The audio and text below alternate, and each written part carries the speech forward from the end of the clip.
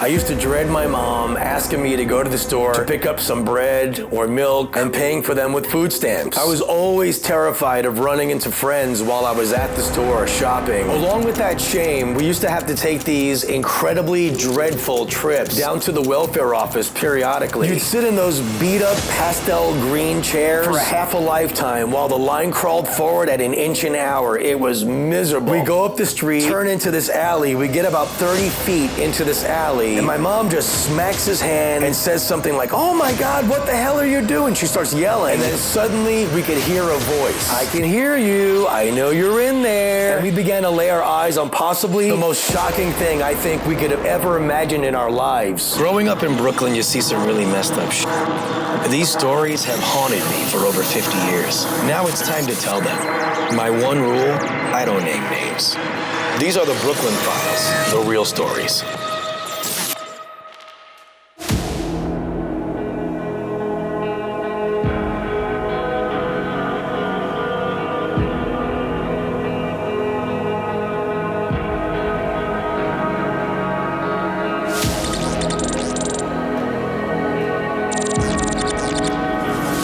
The 1970s was a turbulent decade for New York City and welfare. Unlike many other cities, New York was required to pay by law huge portions of its own welfare costs. By 1972, New York City saw its welfare population double to roughly 1.25 million people. The system was bloated, it was being abused, and way too many families made welfare a lifestyle rather than a temporary fix, which is what it was originally designed to be. Unfortunately, I grew up in one of those households. At the time, my mom was single. She was raising me and my brother by herself, no financial help whatsoever from our father, her ex-husband, and she found it very difficult to balance a job with her mental struggles. I mean, who could blame her?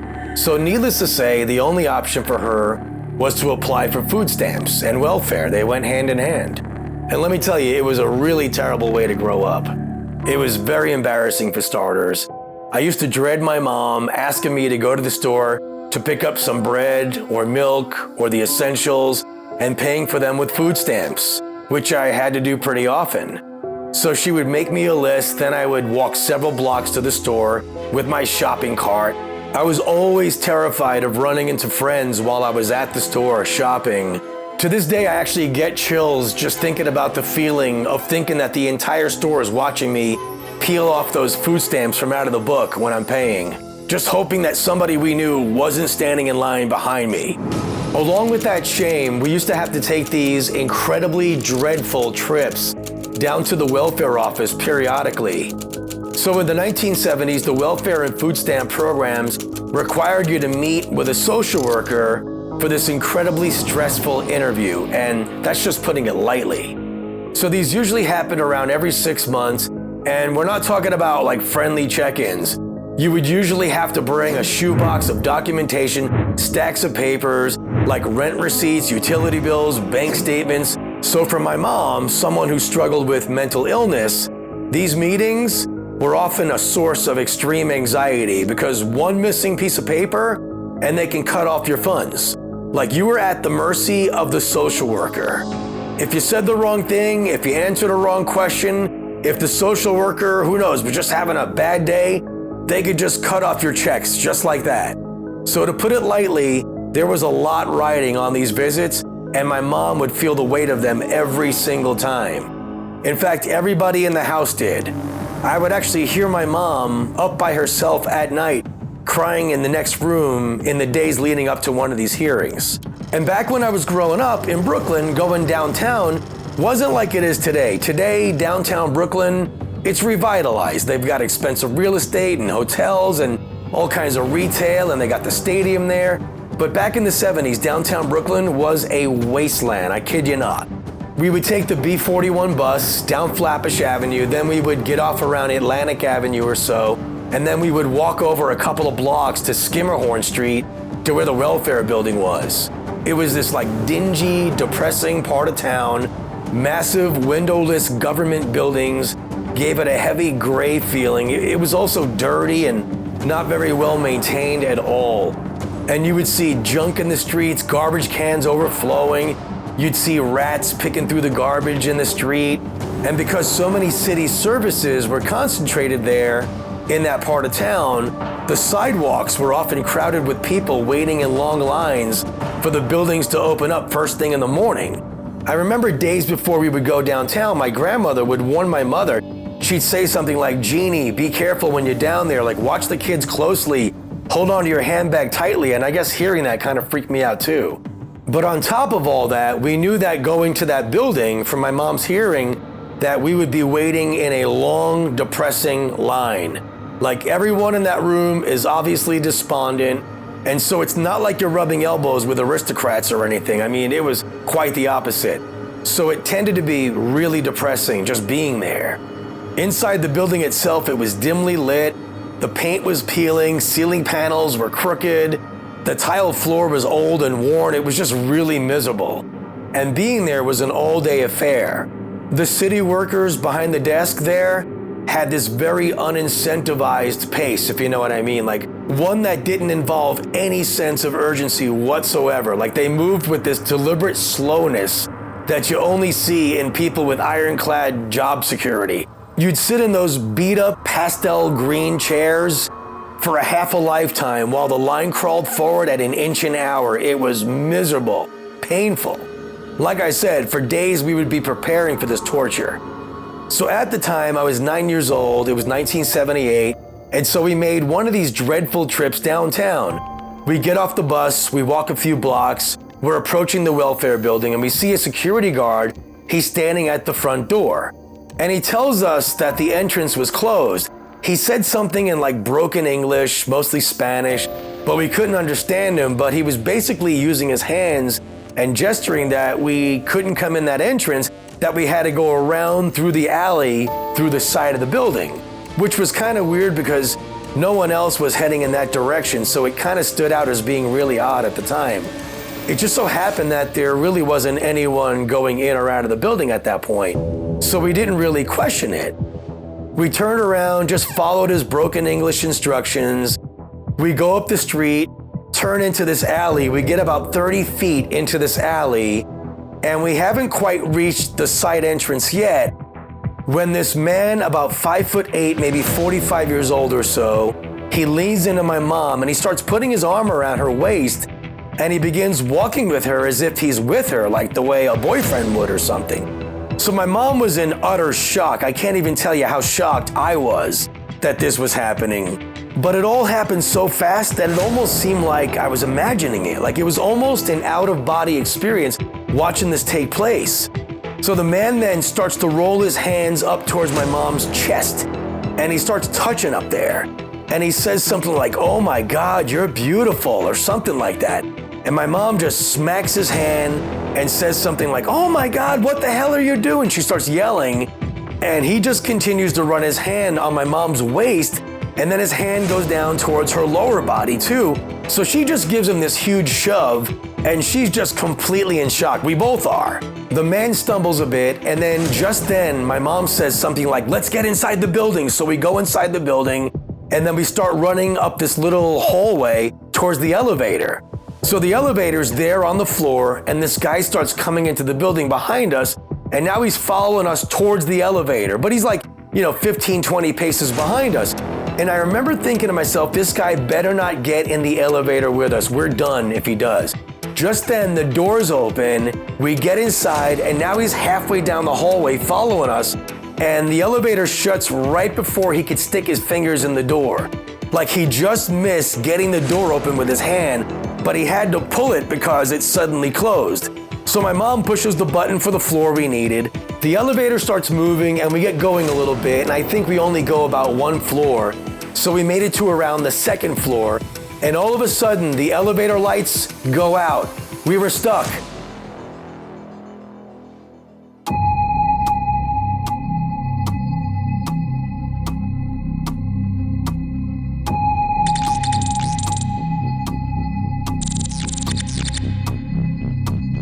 So my mom is completely devastated by this encounter with this creep outside the building. Thankfully, he's not able to get in the elevator with us, But now we're stuck. We're sitting there in the dark. There is just this little dim light inside the elevator, and I'm terrified. By now, I'm crying.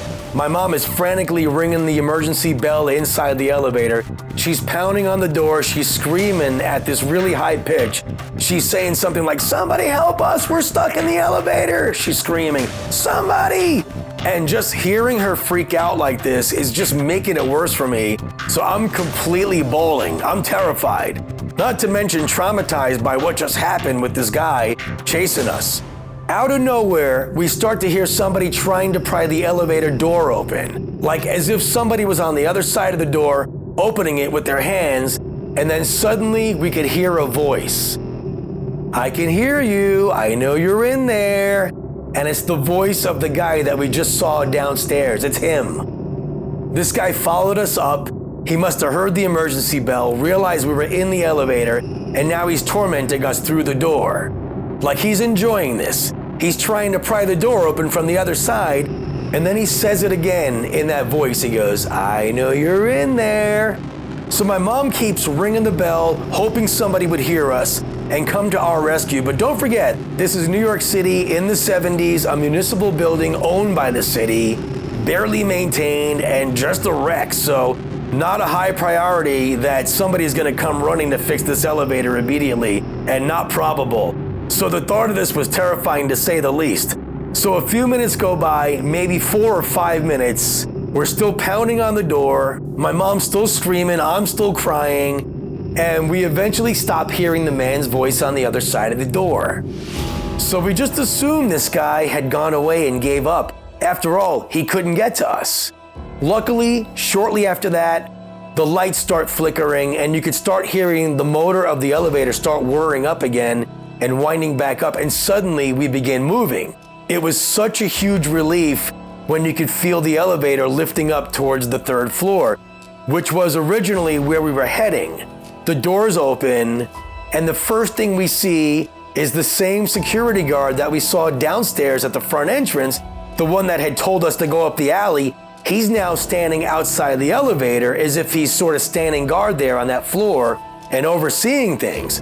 So my mom immediately runs over to him. Now keep in mind, this is the 3rd floor. This is where everybody's waiting to have their hearings, and the lines are extremely long. There are people leaning up against the walls, standing everywhere, and all the chairs are filled. It's like DMV, but like on steroids, like extra steroids. So picture this room, size of a school cafeteria, with low ceilings and dingy lighting, and there are a couple of hundred people in this room all waiting to get seen by their social worker.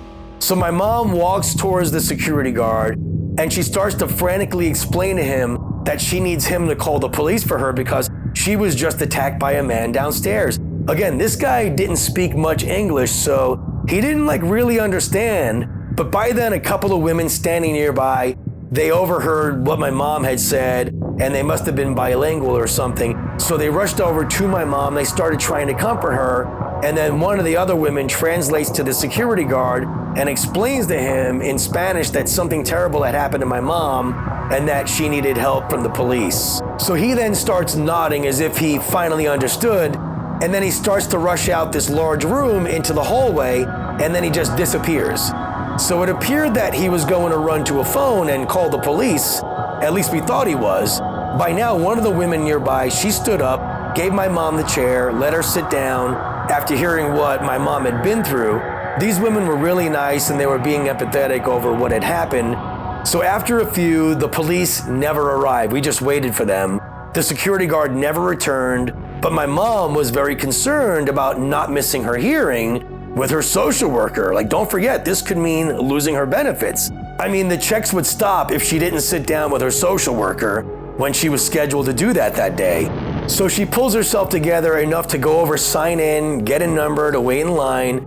And it must have been maybe 2 hours, 2.5 hours later, we start getting a little closer to getting called. But still no sign of the security guard and no sign of the police. He never returned and the police never showed up.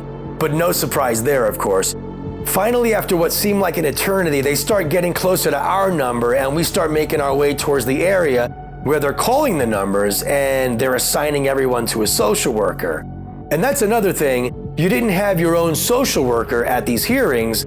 It was kind of like DMV, the way they do that, but an older version of it. And they would call your number, you had one of those paper tickets, and then you would go to a certain desk where there was somebody waiting for you. Well, they finally call our number and we begin walking towards that desk that they assigned us to. And I think my mom almost passed out at that point. Like she suddenly stops dead in her tracks, and I myself stopped in my tracks as I'm walking, and I froze. And we began to lay our eyes on possibly the most shocking thing I think we could have ever imagined in our lives.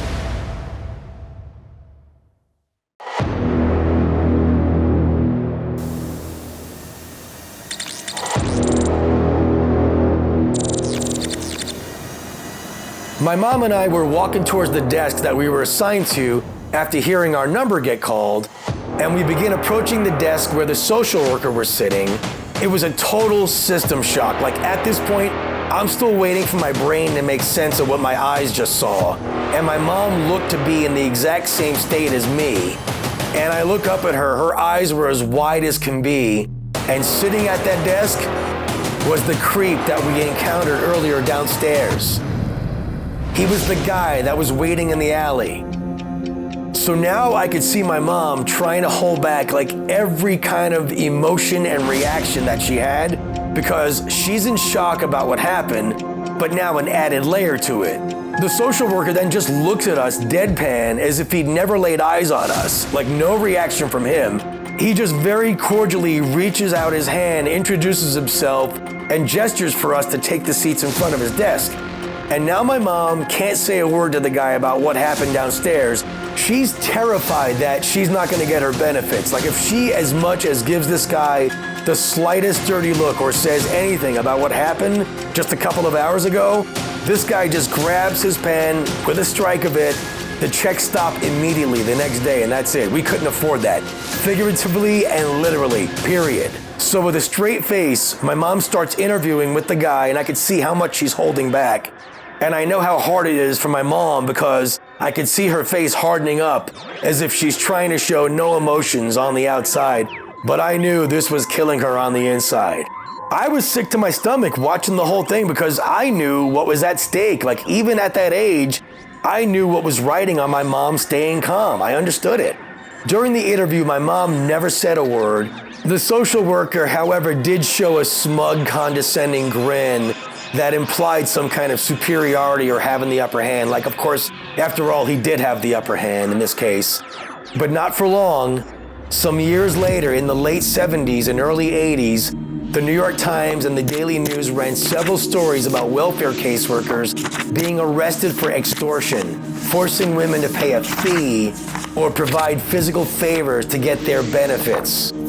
A few were also arrested for abuse of power, specifically in the downtown Brooklyn building, the one we were in. There were also internal investigations into male workers who would lose a woman's paperwork unless she agreed to meet them outside of the office, after hours. So this was clearly more of an organized thing than we could have ever imagined. My mom never did go to the police, out of fear of retaliation, of course, and losing her benefits. But when we pieced it all together, we came to realize that that security guard, the one that told us to walk down the alley in the first place, was more than likely in on the whole thing. He was being the decoy or the lure for the social worker, which would explain why he never did call the police when we got upstairs and asked him to. He just disappeared, which made much more sense after that.